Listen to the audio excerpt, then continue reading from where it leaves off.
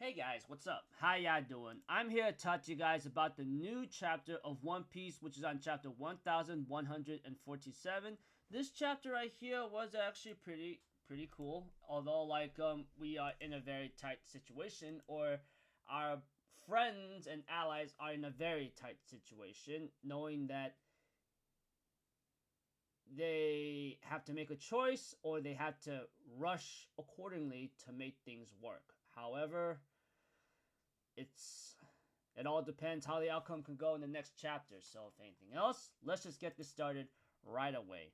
We get to see a flashback where Saul warns Robin and Chopper not to face this guy because he's a God's Knight and he's immortal. Same thing as the five elders, so that makes them a powerful force, that an unkillable force that you can't be able to beat no matter how many times you do it or kill them. So we had to it. Saul tells Robin and Chopper to only wait in the right moment to save the children.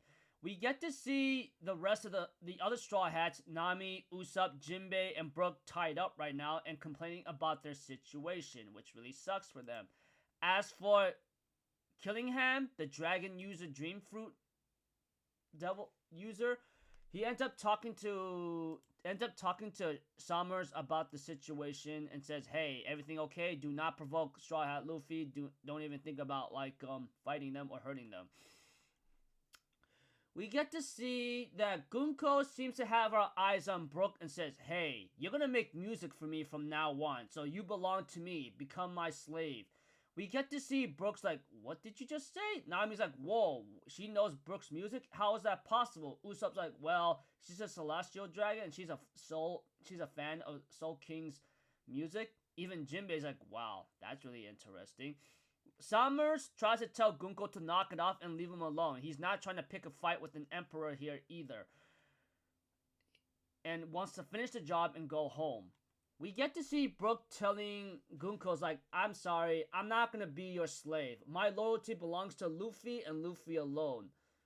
So, are you saying you're gonna give up your life if you refuse me?" And Brook's like, "Hey, I would rather embrace death than live without honor. And besides, yeah, I'd rather die than serve you anyway." Gunko gets upset about this and kicks Brook aside and beats him up and tries to kill him, possibly. Which she won't be able to because Brook is also immortal. We all know that. You want to kill him, handcuff him, and break him to pieces. That might be a chance. Who knows? But that aside, Summers makes an announcement to talk to all the citizens of Elbaf, saying, "Hey, how you doing, warriors of Elbaf? Okay, let's get the formalities and get this straight. I am one of the knives or weapons of the Holy Land, Mary Jo's Summers of the God's Knights. As you can see, all of this is happening crazily because it's me and my comrades doing. Yeah, we are doing this to you guys, and we kidnapped 10 of your children. And we took down a orange beard-haired guy who tries to, free them or save them, but it failed. We get to see one of the school administrators or school staff of Elbaf's like, "No way, you took down Saul." But we get to see that Summers tells everyone, like, "Hey, I'm gonna say this right now. Your little brats, your children, is going towards our goal." So in other words, they are pretty much going to their deaths, if anything. And Summers continues his freaking speech saying, "Hey, I'm gonna need you to do a couple things for me." As for the children, we get to see what they are. Well, each and every one of them being named. But not before we get to see the children being afraid right now and their nightmares are coming true. We get to see that the giant warrior pirates are being attacked by the children, or by the children's nightmares fears, which apparently is their mothers, which is really hilarious and really ridiculous in a certain way. And they're going, "Oh my gosh, I can't do this. I can't fight my own mother. Are you kidding me? I'm so sorry. I should not have eaten out. I should have taken out the trash, or I should not have eaten that honey cake meant for a guest." And they all fell down. The ship gets destroyed by the nightmares of the children's mothers, I guess. Pretty funny, but yet ridiculous, but understandable. Other than that, Summers, one of the God's Knights, the guy with the glasses and all, and being a freaking like thorn user, he ends up talking about, okay, Jarul, which he's talking to the current leader of Elbaf, possibly. He says, hey, since your king is gone, you're going to be his representative, and I'm going to need you to answer me clearly. You see here, Summers make it clear that you guys are going to be our slaves and help us out. Otherwise, we'll see just how valuable these hostages are. I'm sure you're curious about the 10 kids and where they're going, right? We get to see the school staff names the 10 children, or the 9 children, if anything. One of them is Eva, one is Scotty, Olaf, Colleen, Mug, Rania, Bent, Johanna, and Bjorn, and of course Colin. Apparently, Little Warrior Colin, pretty much these 10 children, if anything, Eva, Scotty, Olaf, Colleen, Mug, Rania, Bent, Johanna, Bjorn, and Colin are pretty much like walking towards their certain goal, which apparently they are unable to control themselves and can't really move at all at free will. Right now, Scoopa Gyaban, which like I said, the Mountain Eater, or the left hand of the Pirate King, is actually shocked about this and is actually really awesome to see his boy doing that. He also, and this is where the demands of Summers comes into play. He says, your schools and libraries are pretty stupid. You don't need it. It's pointless history. So burn it down and swear your allegiance to us. If you don't, we will kill your kids one by one. This upsets Gyaban very badly, and he says, are you kidding me? You gotta be kidding. You can't be serious. And Summer's like, well, Elder Jarul, the choice is yours. Will you burn your schools and libraries and swear allegiance to us?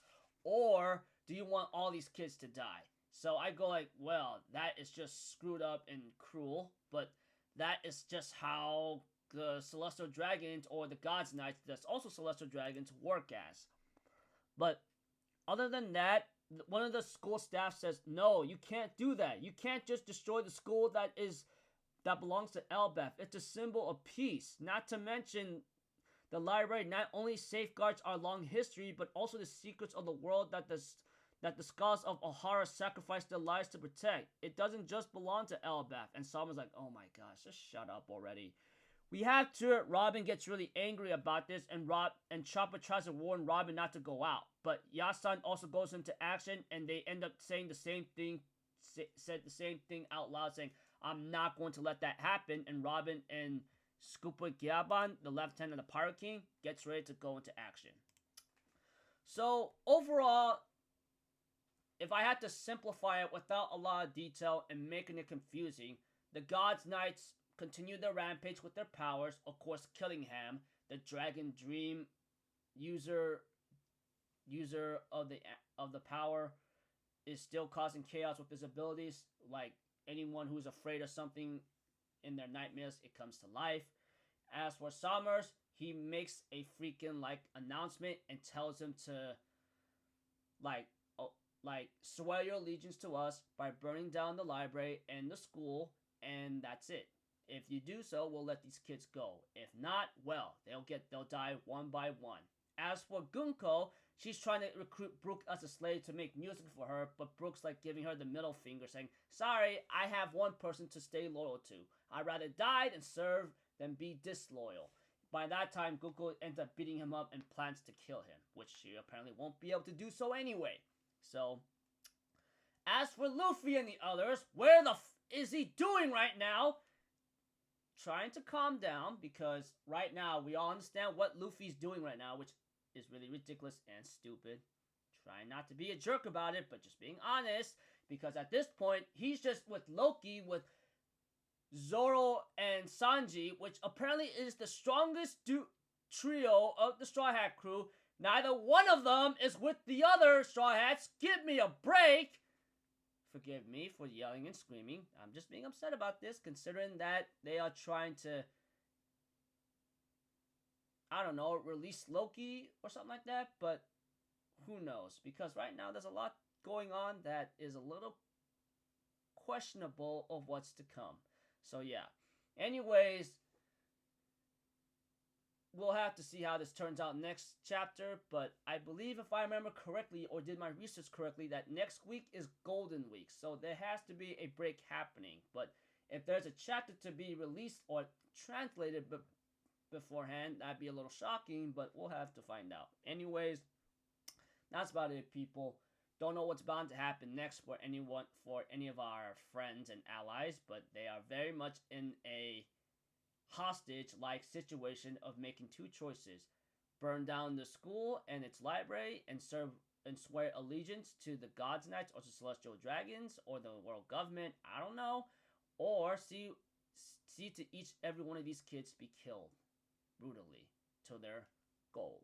So we'll see how this turns out, but Robin and Scupa Gyaban, the left hand of the Pirate King, the Mountain Eater, says, we're not going to let this happen, and they get ready to go into action. Because we all know Robin. When it comes to history, she takes that very seriously. You destroy it or try to burn it down, she's going to kick your butt. As for Scupa Gyaban, he's a different story. He may be old, but I'm pretty sure he'll still be able to kick some major butt.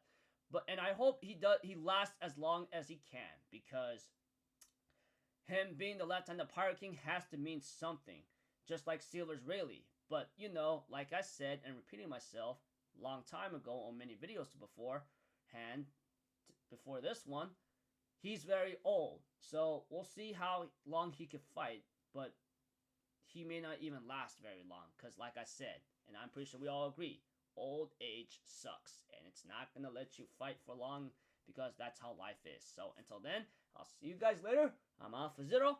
Have a good day. I'll see you guys next time, alright? Peace out. Bye-bye. Toot-toot-toot.